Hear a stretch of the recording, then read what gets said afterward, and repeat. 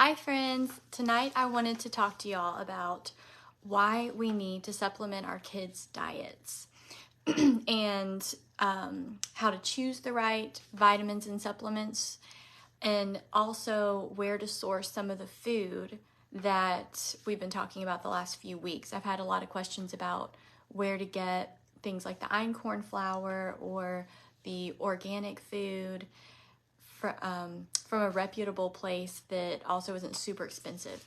So I wanted to kind of end with that and give you some suggestions on how we do that. So first of all, when we're talking about supplementing, I'm talking about vitamins and supplements and stuff like that we put in our kids' diets. So why do we need to do that in the first place? Well, food nowadays is simply not as nutritious as food used to be. And if you think about how far most of our food has to travel to get to us, then it's understandable why it's just not as nutritious. The longer food is out of the ground or, further out from being harvested, whether it's meat or produce, the longer it's, been the further out it is from being harvested, the less nutrient dense it is. So our food in general just simply isn't as nutritious. And not only that, but the food that we are consuming, just like we talked about last week or 2 weeks ago, most of it is treated with chemicals or things that are either adding in, chemicals and stuff that we don't want in our body, but it's also stripping it of the nutrients. The food that is genetically modified isn't as nutritious because it's been genetically modified, right? It's not as natural as it used to be. So even if we're eating good food or whole food, we're still not getting the nutrients that, say, our grandparents or our great-grandparents got from the same food. So unless truly you're eating out of your own garden and eating the majority of your food from a source like that, then you're probably not getting what your body needs. So that's why it's important that we supplement with vitamins and things like that. Also, our kids, my kids included, all of our children nowadays, at least in this country, are used to more processed foods and things like that, and we do rely on snack foods and things like that to, keep our kids full or get through a busy day. And it is a trade-off, when we give our kids snacks, that's filling their bodies with placeholders that aren't giving them the nutrients that they necessarily need.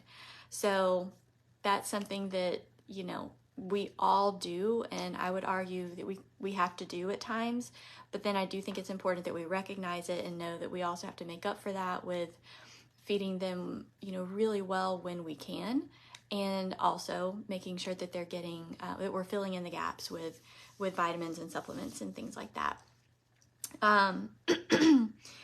So this is compared to years ago. Like, I think about where I live out here, like on my family's farm. Some of it's conventionally farmed, but the area that we're living in, we're actually living in my grandparents' house, and they, lived, most of their produce at least came from their garden, and their parents, they lived off of cows from their land and food from their garden, and milk or whatever from the people in their community.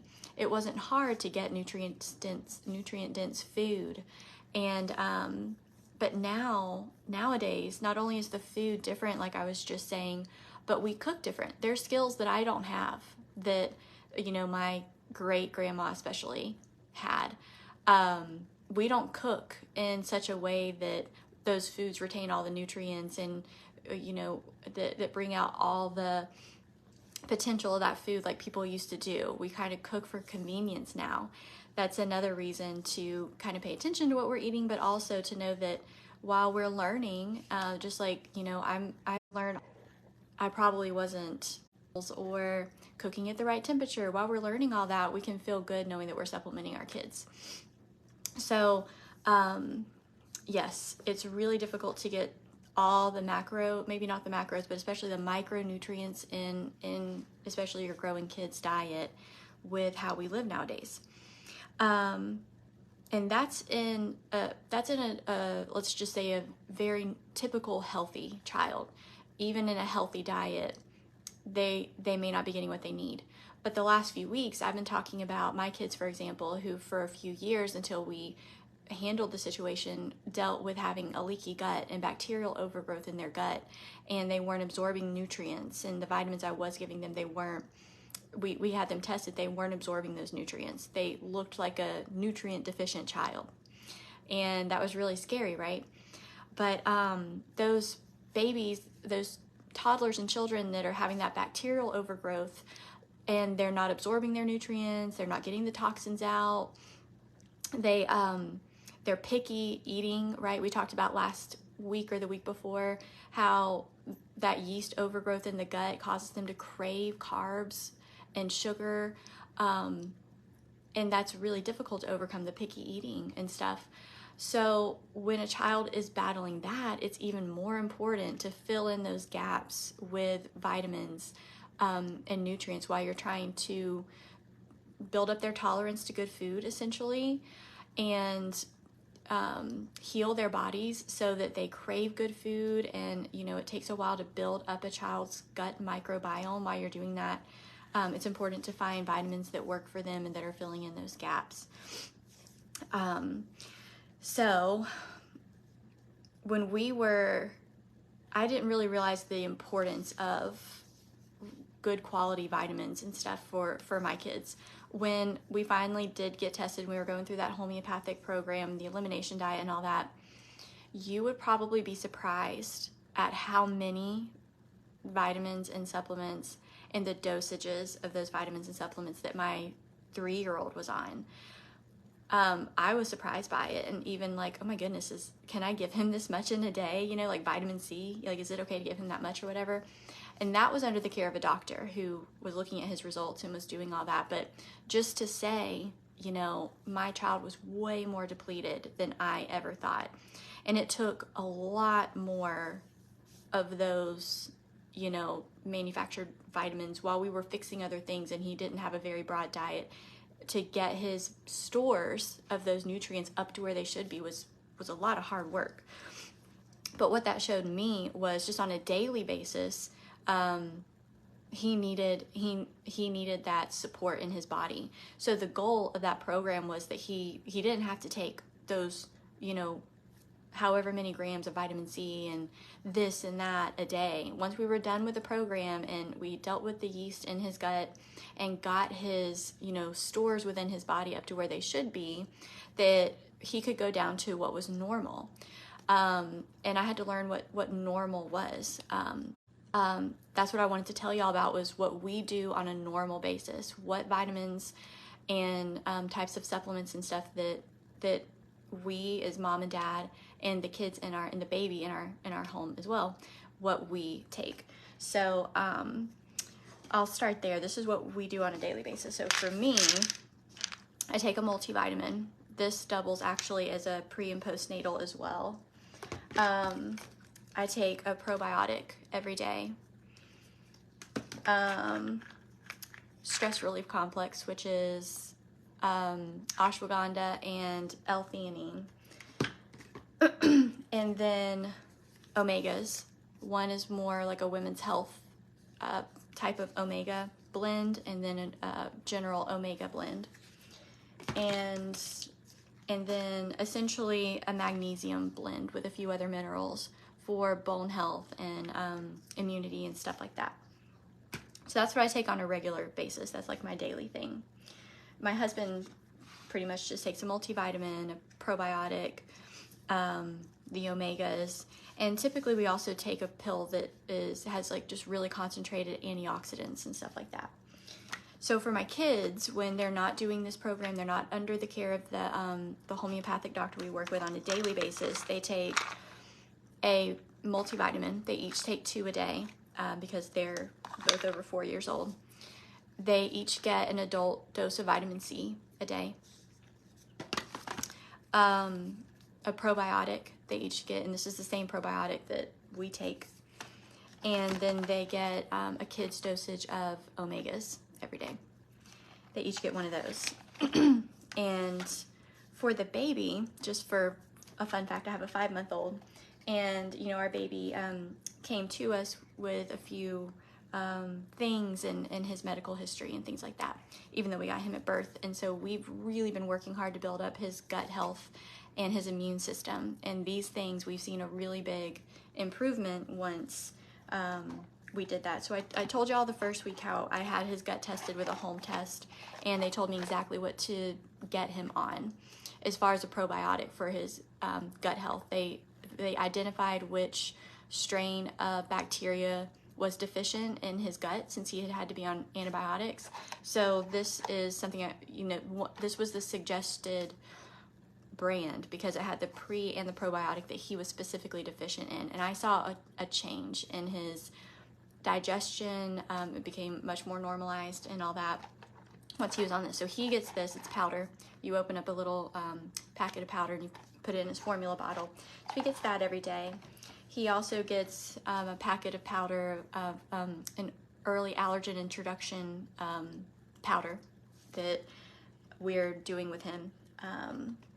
And then he gets an immunity blend as well. He just gets this in the side of his mouth and swallows it down. And it is echinacea, elderberry, zinc, some prebiotics, and then I think it's vitamin C and D.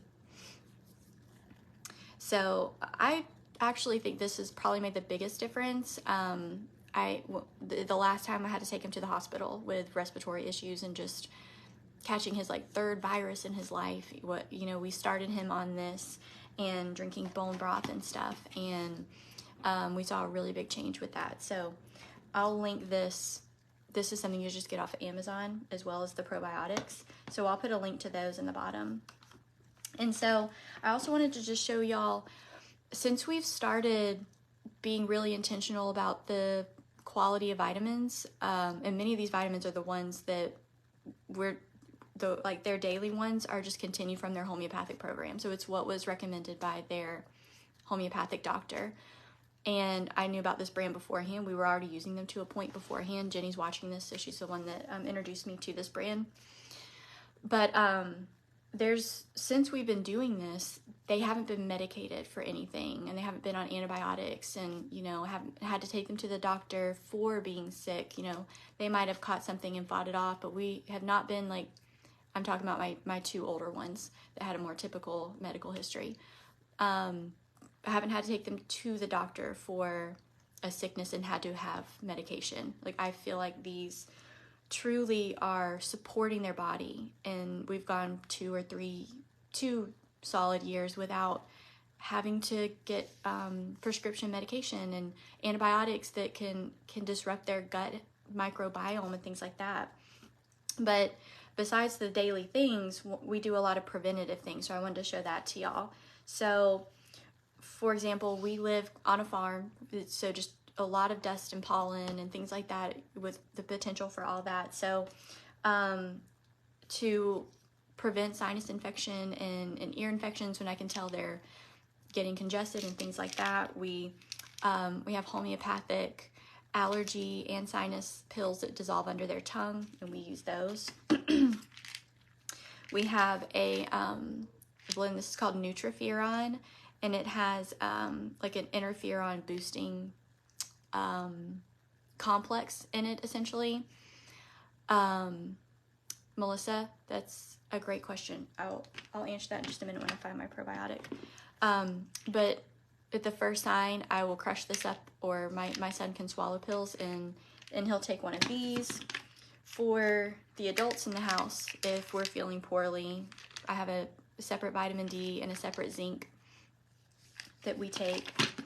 If anyone in the house starts to combat constipation, I have an herbal laxative that's really gentle, and we do that to prevent more issues with the gut. That's an important thing for that.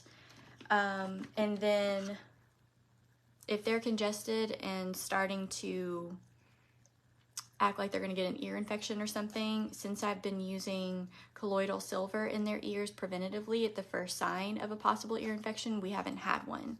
Where we had a few each when my children were little, we haven't had any since using this colloidal silver drops in the ear. And then this is also something you get on Amazon. We use Highlands homeopathic cold and cough. They have daytime and nighttime, and we use those two things. And those are kind of preventative because we live in an area that's just really hard on your sinuses and stuff like that. Melissa asked that after a GI tummy flu, how would you restart their gut health? I would definitely have them on a probiotic, and depending on their age, I personally get them on it's an adult probiotic, but it doesn't say not to give it to a child, right? It's more about the strain of the probiotic than it is the dosage, I guess is what I'm saying. So I would definitely find a potent probiotic.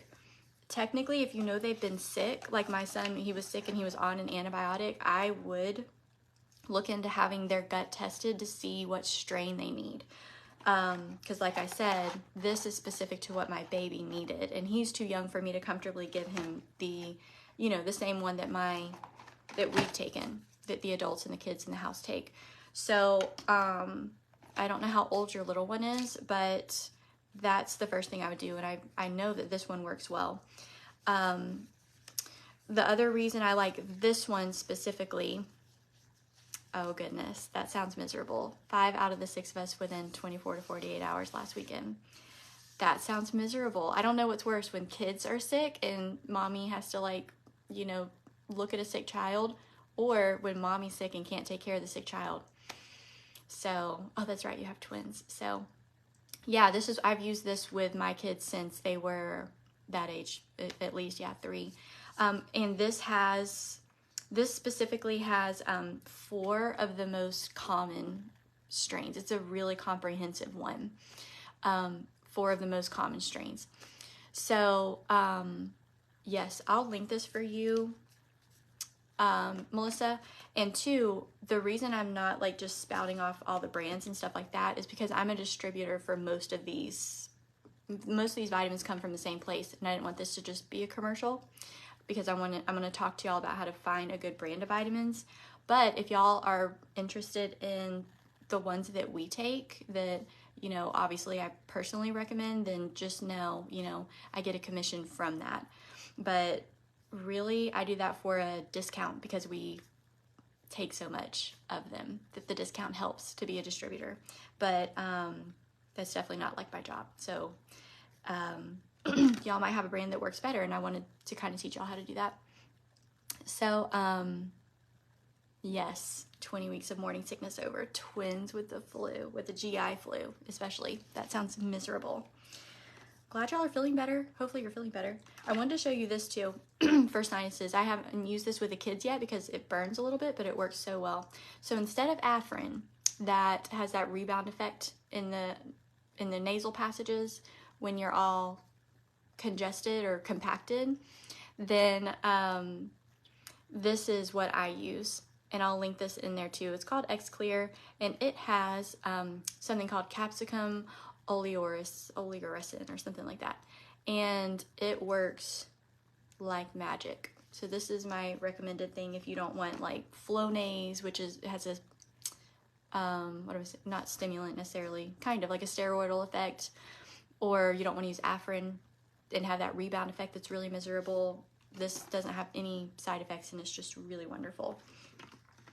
So yes, and then besides the, say my kids look like they were going to get the GI flu, that's going around in this area. And so, for instance, last Friday, my son had this huge breakfast, then we went straight to martial arts, and he ran around and around, and right afterwards we get home, and he literally is talking to me and throws up in his mouth and runs to the bathroom, and he never throws up. He was actually fine the whole day, but when he did that, I was like, I wonder if he's getting the stomach flu, and it freaked me out. So when that happens, they're taking their normal things. He immediately, as soon as he comes out of the bathroom, he gets a garlic pill. He gets the Nutriferon, like I said, which is just a pretty potent immune boosting thing. If he hasn't already, he will get a second adult vitamin C sometime in the day. And he gets a mug of bone broth. That is what my kids get the second they, if they are brave enough to tell me that they feel sick. And I have to say, I mean, praise the Lord that, we pray over our kids all the time, but that's really, I think, kept them healthy is the more preventative things that we're doing. So the daily regimen of just a few things, and then having a lot of things on hand to bolster their immune system when you feel like they're coming down with something. Because most of the time in the last 2 years, I've been like, oh, it's about to hit. Oh, they're having these symptoms. They have a fever. They're about to really get sick, and then it's over. I just feel like whenever you're doing these more preventative things and supplementing their diet, that before you know it, they are kicking these things before you have this like full blown, infection that you have to go get antibiotics for or whatever. That's just my take on it. So yes, some probiotics have to be refrigerated and some do not. For instance, this one does not have to be refrigerated. Unless Jenny, if she's still watching, can answer that. From what I understand, some are just stabilized enough, and just the way that they're made, that they do not have to be refrigerated. At the moment, I told you my daughter is currently doing a homeopathic program. And so when she was tested, she's taking she's not taking this at the moment. This is her daily one, but her doctor wanted her on a different brand that was much more specific, similar to how my baby specifically needed to be on this. And that one does have to be refrigerated. It's a different brand. It's kind of a different strain or whatever. So for the 22 weeks that she's doing this program, she's on a different probiotic. And yes, that one does have to be refrigerated. I definitely can tell. I don't think that necessarily refrigerated works better than non-refrigerated. It would depend on the brand more so. Like for this shelf-stable one, I can tell if my kids don't take it for a while, their digestive system changes. You probably think it's weird how much I know about my kids' digestive systems and elimination and stuff, but that's how I kind of track health things. So I do know that those work because I can tell when they haven't had them. But yes, maybe Jenny can weigh in on that if there's a reason some have to stay refrigerated and some don't. So anyway, those are the general things that we take on a daily basis, and the things I have on hand for kind of preventative things or when they are sick and that we've seen, work pretty well. So really, I would recommend that every child be on a multivitamin that's designed for a child their age, to make up for the lack of vitamins and minerals in the standard American diet. And the multivitamins do that. They fill in the gap. The probiotics are adding adding bacterial strains that are good for the gut, that help the gut heal from things like a flu sickness, or if there's yeast in the system, the good bacteria can help to get out the toxins and help the gut lining to be nice and strong to keep toxins in and continuing to leave the body while also absorbing the good nutrients out of the food. We need the good bacteria to do that, and that's what a probiotic is those beneficial strains of bacteria, you're putting them into the gut. And then the omegas, why we're all on those every day, is those are really supportive for brain health. So especially for children whose brains are still developing, and that we talked about that last week, their nervous systems and stuff, giving them good fats and omegas and stuff. And that also helps with the immune system as well, along with a lot of other things. And it's important to get an omega blend that is balanced with omegas 3, 6, and 9, because while omega-3s are known for being the healthier type of omega, really you need them in a good balance. Having more of one or the other isn't necessarily better. You need them in a good balance. Let me read this question real quick. No, I love all the questions. How much does our child's body absorb from? Oh, that's a great question, Melissa. She asks, how much of the nutrients in the supplements do our children's body actually absorb? I think that's what you're asking. How much do our bodies absorb from the supplements? Yeah. So the next thing I was going to talk about is how to choose which brand of vitamins to buy. There are a lot of good brands out there, and there are some that are total trash. So there's 3 things that I would look for and ask when you're choosing a brand of vitamins. The first one would be, do they use organic ingredients? So hopefully your vitamins and supplements are coming from, like a plant-based or an animal-based source, right? You don't want 100% synthetic vitamin. You would like your vitamin to come from plant sources or animal sources. And just like we talked about last week, if you would want that whole food to be organic, you should want your vitamin to be organic. So do they get their ingredients from organic sources? That would be number 1. And these are kind of in order of importance as well. So number 2, a little more important than that, I would say, is, are the vitamins third-party tested?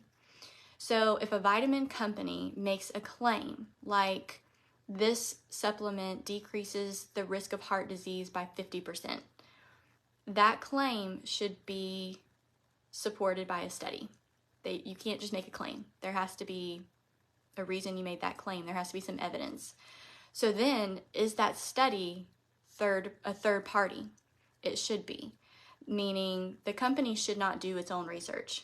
The company should not research its own vitamin to see whether it decreases the rate of, cellular aging or not. Obviously, that's a conflict of interest. So, for instance, one of the vitamins that we get, they have a ton of third-party testing and studies that show that the ingredients are potent, essentially, that they actually work.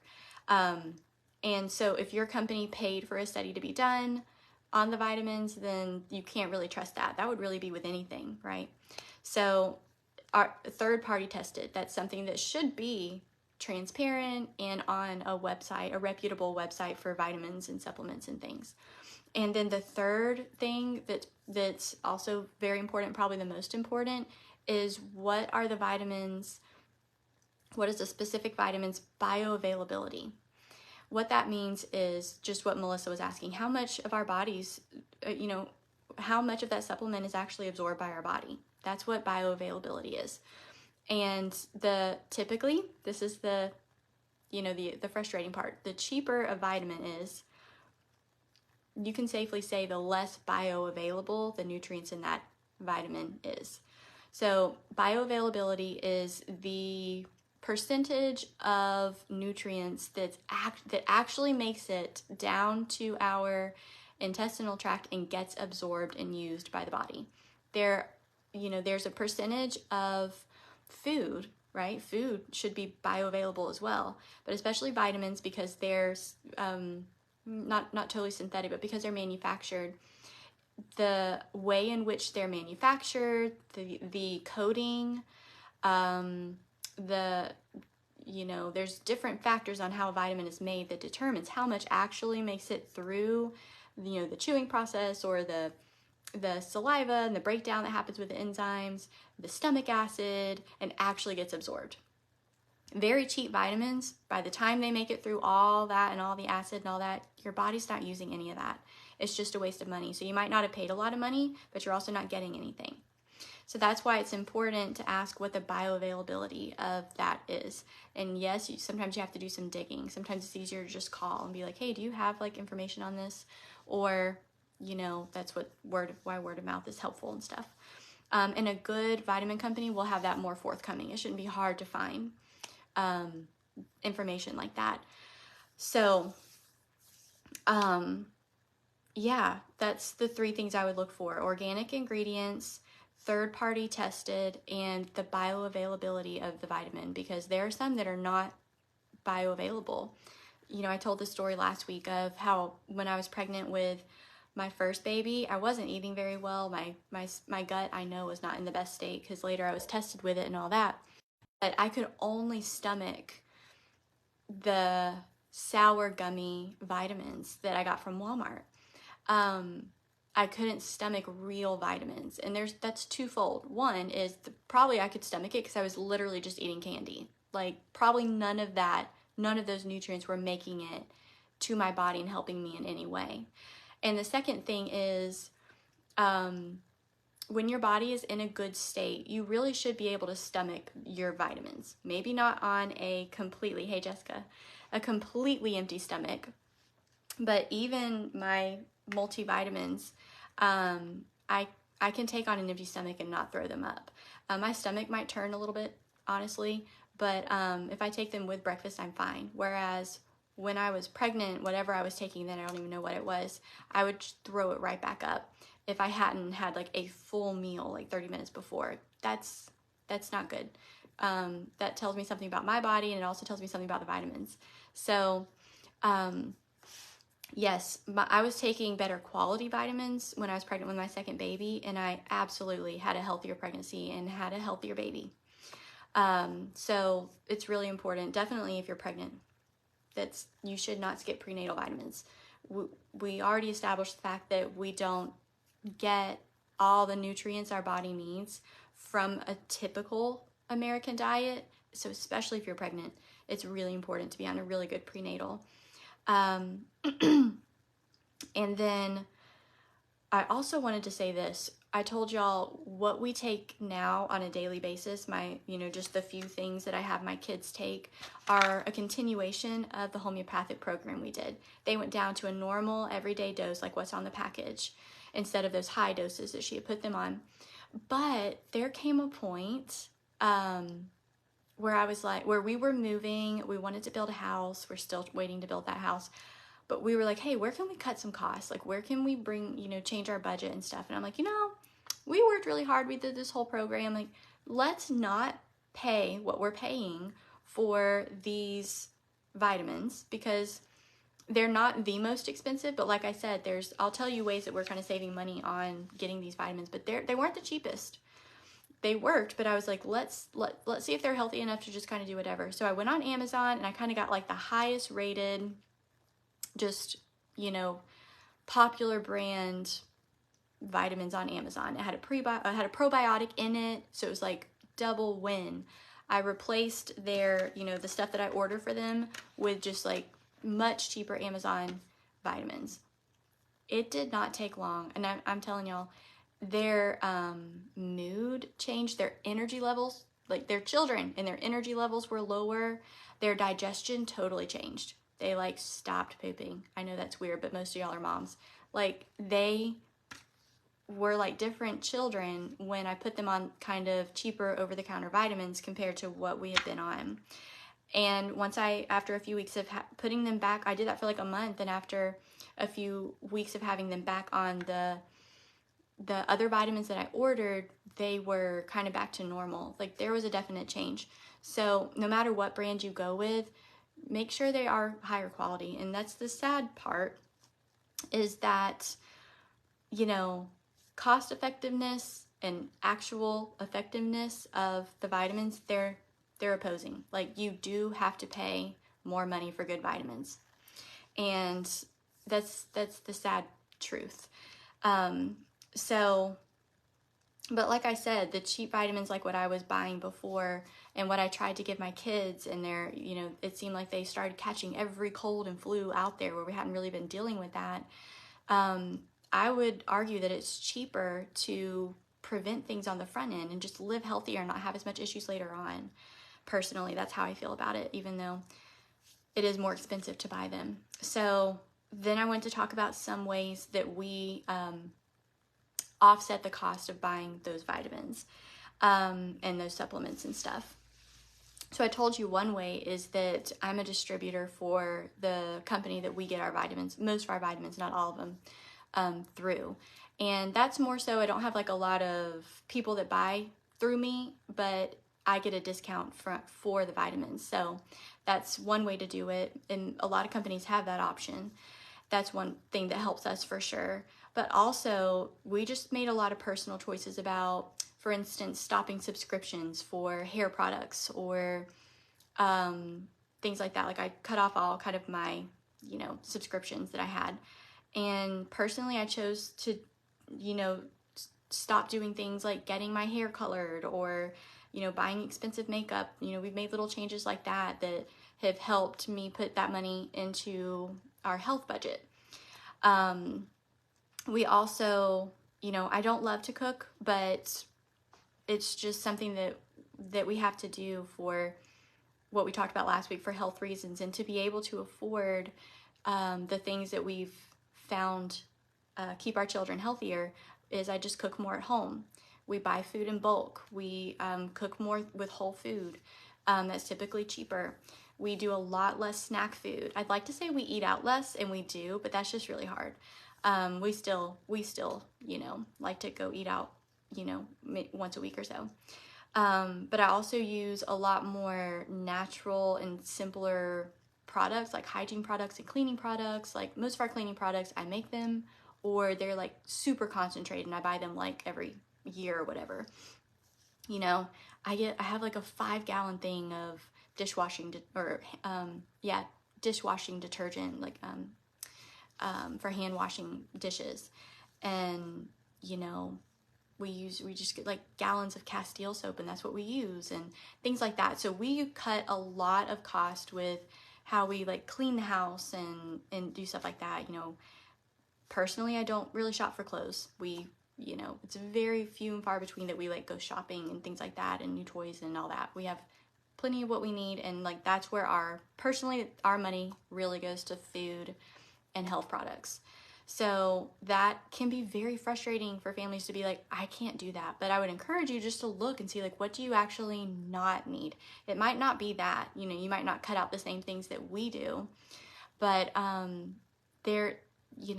there's probably an area that you can find that will help with that if this is the change you're wanting to make. And since I've been doing this the last almost month, on Mondays, so many people have said, we're going to make some changes. I knew this, but I didn't know all that. We have to do something. Or my baby is dealing with something. I'm talking my baby, like my 4 or 5-year-old is dealing with this. What can I do about it? There's been like message after message about that. And so I think that it's important that we talk about things like that, because it's frustrating, and we went through all that, and it's okay to look at that and be like super overwhelmed and frustrated. But if you want to make a change, just know that I'll be here to encourage you to do it, and give you the encouragement as you go, because it's hard to do. So that is pretty much the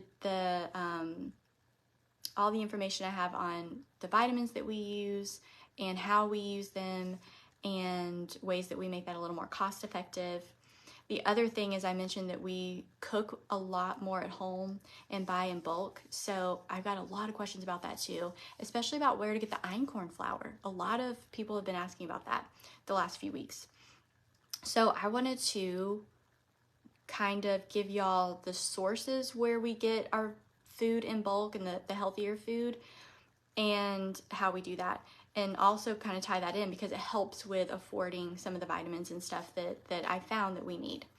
So the first thing I do is maybe twice a year, I sit down with our grocery list, like the entire grocery list, like what all is on the Instacart Publix pickup that I've done in the last year or whatever, and then what's all on this list, and I unit price it out. This is tedious, but wait till you're in the mood. I can't do it unless I'm in the mood, and I do this like twice a year, but I unit price like everything out between 3 main places: Publix, Azure, and Thrive Market. And then my other 2 things that I always keep in mind are Amazon and our local farm store. So, and I literally have a list with the abbreviations for where it's cheapest. And sometimes it changes and sometimes it doesn't, and I do this, every few months. But a lot of people love Aldi. Aldi's cool, except I think there's a lot of greenwashing that we'll talk about. And we do require so many alternative ingredients to do the things that we do that every time I've gone to Aldi, I also have to go to Publix, and that's frustrating. So I don't even add that in there. But it's cool if you can find everything you need there because they have good prices and stuff. But Publix does carry a lot of alternative food and ingredients and stuff, but not quite everything we need. So Publix we do a few times a month maybe to kind of fill in our grocery list, but most of our groceries come from Azure and Thrive Market. So Azure is an independent grocer. So it's like a online Publix for organic food and healthy food and bulk food, but they're independent. They are based up in Washington. They source, canned goods and all sorts of things, even home goods and stuff, from small businesses, and it's all vetted for quality, mostly organic stuff. They also produce a lot of their own stuff on site. Azure has this just big facility and farms and organic produce, and so you make an order every month and they ship it all over the country. So they'll tell you, okay, on Tuesday at 4:30, be at your drop site, and the truck pulls up. I don't know how they stay like on schedule like they do, but usually a church parking lot is where I go. The truck pulls up when they say they will. Everyone from the community that ordered that month shows up, helps unload and organize the groceries for everybody, and then you go to your little spot, get your groceries, and take them home. So it's super cool. I've met a lot of cool people doing that. That's super cool. So you're at the mercy of when the truck is being dropped off. I don't know what happens if you can't be there. I'm a stay-at-home mom, so I'm always there, but I don't know. So there's definitely things about that might not work well for you, but I love it because of what I can get from there. So for instance, here's some of the things I get from there. I get bulk dried beans that I can cook and use for many different things. I get bulk einkorn flour that they either from Jovial or that they mill themselves at Azure. Bulk oats that we go through very quickly. Cashews, I make my own cashew milk so I can get those in bulk. Not a pallet, but a large thing of canned goods.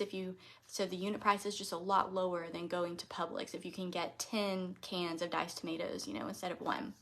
So we do a lot of canned goods, frozen goods, and they always come frozen. They do a really good job with that. So we get like berries for smoothies, like 10 pounds of green beans, 10 pounds of salmon at a time, and you buy it in bulk, and it's much better quality and cheaper, or at least comparable to Publix. I get herbs in bulk, like sometimes a pound of herbs at a time, like dried herbs, because pretty much all the herbs in a store are irradiated, and you probably don't want to feed that to your kids. So they're dried herbs that have not been preserved and irradiated and stuff. I get my olive oil from there. They have really good unit prices. If you're doing what I do and you unit price it out, then add 8.5% for shipping. But for us, it's still most of the time cheaper. So that's Azure. Super cool. I really like them. It's a husband and wife that own it, and then, you get their newsletter, what's going on with their farm. Like, it's really cool. Then there's Thrive Market. Thrive Market is, a bigger company. It's also, you can get groceries and home goods from them. It's $60 a year, or $10 a month to be a Thrive Market member. I think you can buy things from them and not be a member, but I would assume that it's more expensive or something. I'm not sure.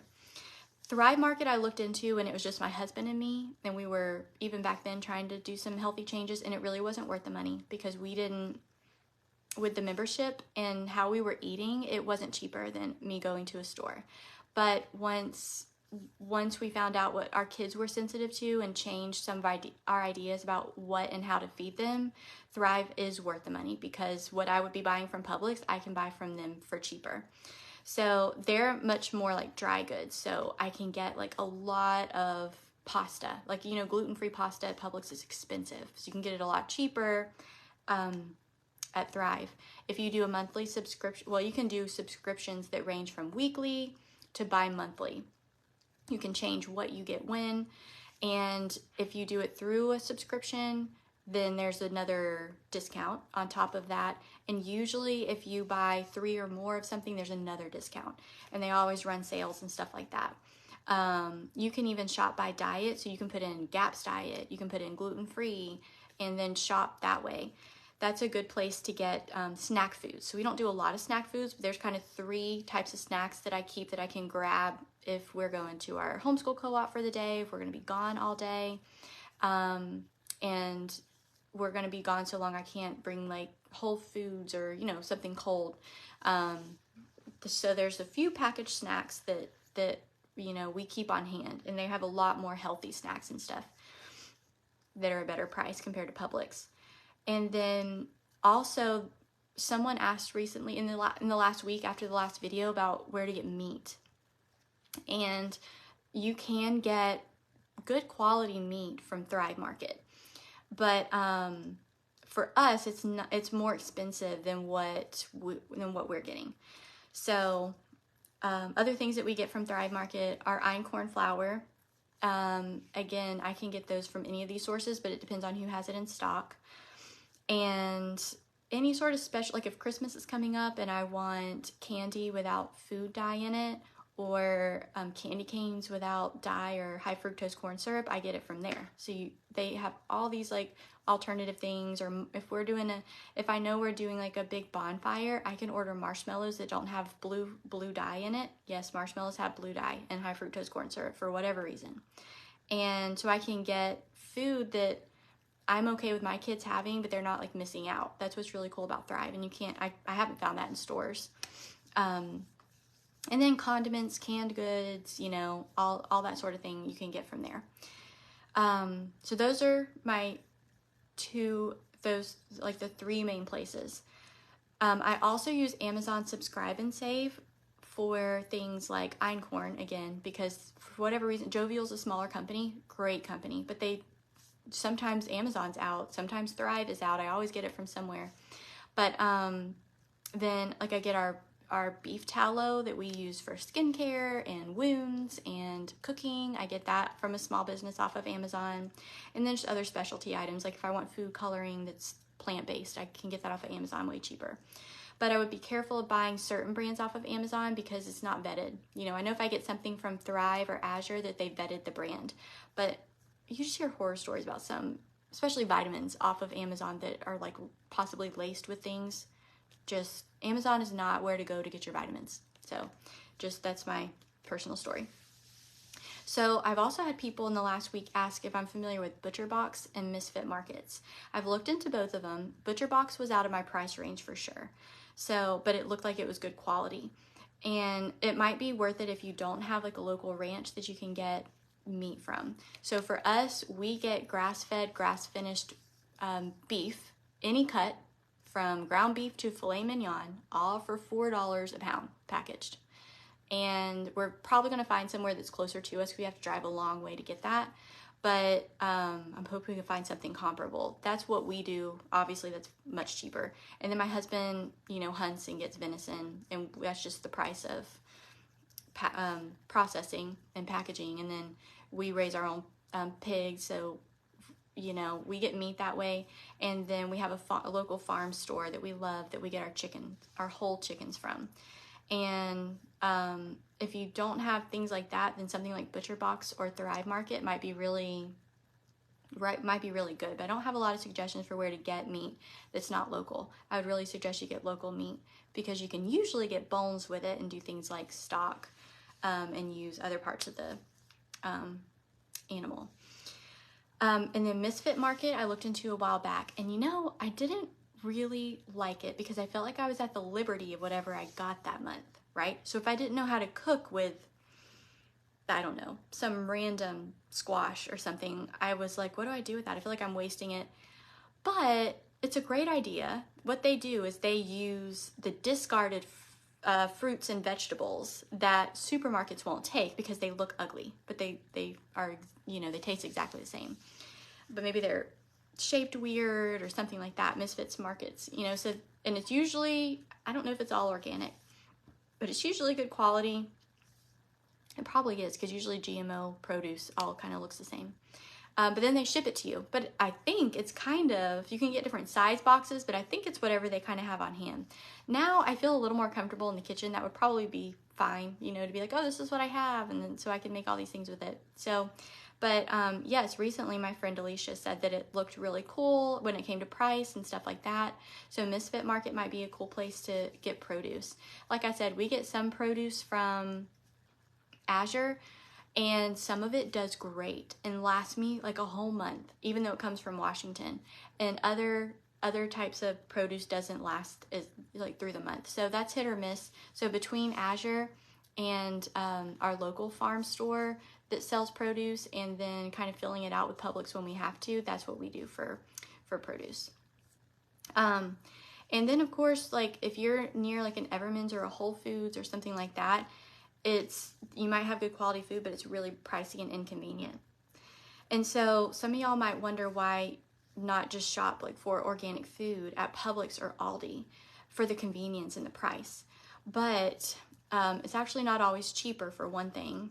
But then I mentioned this word earlier, when you go to a supermarket and things are labeled as organic, often it's just greenwashed. And what that means is they take the idea of a food being natural or organic or grass-fed or pasture-raised, or what are the other ones? Free range. And then they stick it on the label when it's not completely true. It's just a marketing ploy. Or they, you know, Cascade Farms puts pictures of farms on front of the cereal. And it's in no way like good for you, or actually, or like probably not organic. And a lot of things in the supermarket are labeled organic when that really means that it's only organic enough. They might have their percentage of chemicals might be so low that they're allowed to put an organic label on it when it's not what you would probably be expecting organic to be. So for instance, greenwashing for eggs would be a free range label. Well, free range means chickens can be in sunlight for 30 minutes a day. And if you have chickens, like that's not what free range means. Those free range chickens that are put into the sunlight for 30 minutes a day are still fed, you know, GMO corn and stuff like that they wouldn't normally be eating. It's not good for them. So like I said, I think in a few videos ago, when I used to react really badly to eggs, and I would just break out in like an acne rash every time I ate eggs. When I ate organic eggs, it didn't happen. But when I ate free range, it did. That's because the organic chickens probably were actually fed organic grains without glyphosate. But the free range chickens, they're still fed the stuff that I was sensitive to, that I think a lot of other people are as well.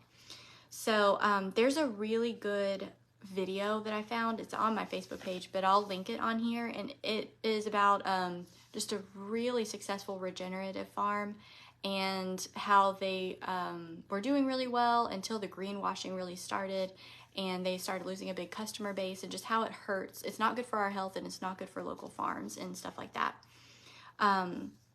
So that's something to watch out for when it comes to just shopping at the store. I mean, of course, we even go to the supermarket and do the best we can sometimes when we have to, if I don't plan well enough to do like monthly orders. But it's just something to keep in mind. Like, we've definitely slowly transitioned more to buying things local, and it's so much better for you. And then you're not being just like pulled in by marketing and eating things that are not very healthy, especially when we're feeding that to our kids. So, yeah. So just to kind of recap, eating healthy doesn't necessarily have to be more expensive, but it does kind of depend on how much you're willing to, you know, cook your own food, and how much you're having to outsource and things like that. And then vitamins. Sadly, kind of with our diet, vitamins are pretty essential, I would say, because of what we've been through. Whenever I was feeding my child pretty good food, and then I found out how depleted he was, and saw what it took with the supplements along with the diet to get his stores in his body back up to where they should be. It was really eye-opening. So I would encourage everyone to, you know, look into a multivitamin for their child, get them on some omegas to help with their brain development, and get them on a probiotic for their gut health. Because even today, there was a snack that was sitting around in the house. I don't even know where it came from. I guess Josh probably got it from the store. He kind of eats what he wants, but he does pretty good. But my kids got a hold of it, and it had just those oils I was saying, like, oh, those are so bad for your gut. I was like, you know, at least, you know, I'm giving them a probiotic. You know, all those oils in there just like messing up their, you know, gut and all that. So it just happens. And you know, no matter how good a job we do, our kids are going to be exposed to toxins and bad food and stuff like that. And so this is just a way to just be more diligent with their health and keep them well rounded with that.